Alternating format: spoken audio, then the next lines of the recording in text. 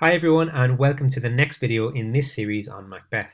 In this video, we're going to look at a few ways we can interpret the character of Banquo. For your essay at Leaving Cert level, you're going to have to show a good understanding of the characters in the play, and a good way to show off your understanding is to give sophisticated interpretations of them.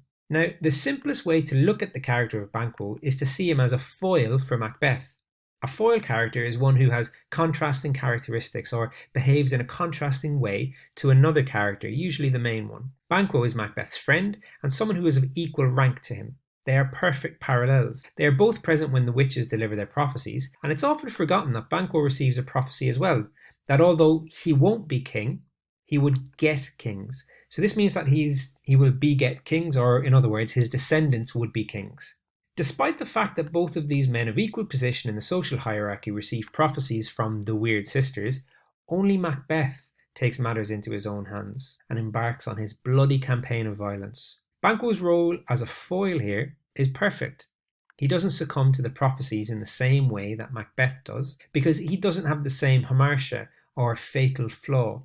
He is not ambitious in the same way that Macbeth is. Therefore, Banquo could be the perfect embodiment of Shakespeare's warning of selfish individualism. The character that Banquo is based on, again from Hollands Heights Chronicles, reveals some interesting distinctions. In the source material, Banquo was actually a part of the plot to kill the king, along with Macbeth. Shakespeare alters this in his own play to paint Banquo in a better light, possibly because it was believed that King James I was a descendant of Banquo. Remember, Banquo's prophecy was that he would beget kings. Shakespeare's own king, who was the patron of his company, was said to be one of these descendants. With this in mind, Banquo would simply have to be presented in a sympathetic light. Shakespeare goes further in his presentation of Banquo as good through his reaction to the witches. Whereas Macbeth believes in the witches at first sight, and even echoes their language and their metre, his very first words of the play being, "So foul and fair a day I have not seen," Banquo questions their very existence. The witches only speak to Banquo when he insists upon it. Perhaps they recognise in him a resistance to evil that is not present in Macbeth. Similarly, Macbeth requests that the witches stay and speak more to him, but Banquo makes it clear that he neither begs nor fears their favours nor their hate. There are some reservations, however, about how good Banquo really is. At the beginning, he does remind Macbeth that sometimes, to win us to their harm, the instruments of darkness tell us truths. But shortly after the murder, Banquo remarks that Macbeth has it all, but fears that he has played most foully for it. This is like an acknowledgement that Banquo suspects Macbeth.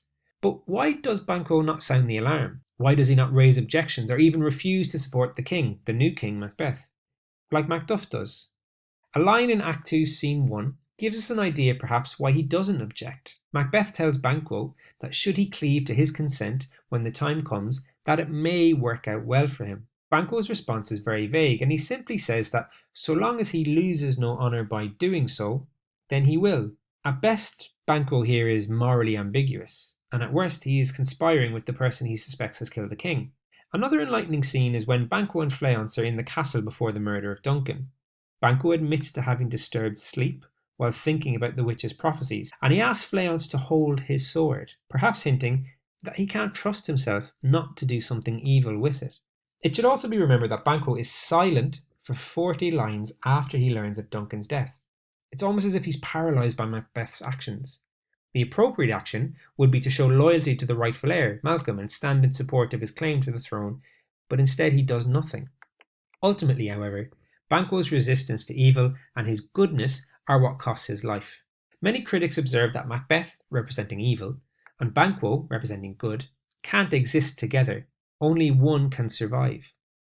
Either Macbeth destroys Banquo, or is destroyed by him. When Macbeth agonises over this decision, he says something very telling about Banquo. He refers to his wisdom that doth guide his valour. He is acknowledging that the thing he fears the most about Banquo is that Banquo is good and wise in his nature. Whether Shakespeare was simply rewriting the history books in order to please King James I, or rewriting his source material to tell an even better story, Banquo is a character that is often misunderstood in terms of his complexity. He is good where Macbeth is evil. He leaves things up to chance where Macbeth takes fate into his own hands. The character of Banquo complements Macbeth insofar as it highlights Macbeth's downfall, but Banquo himself is no angel. His actions and his indecision in the face of treason paint him out to be a more complex character than we might imagine. Perhaps Shakespeare is allowing for the fact that nobody is perfect. No person is all good or all evil, but the conflict within Macbeth that leads him to evil deeds appears to have the opposite result in Banquo. This is yet more evidence of Shakespeare's fascination with complex characters, with contrasts and with opposites.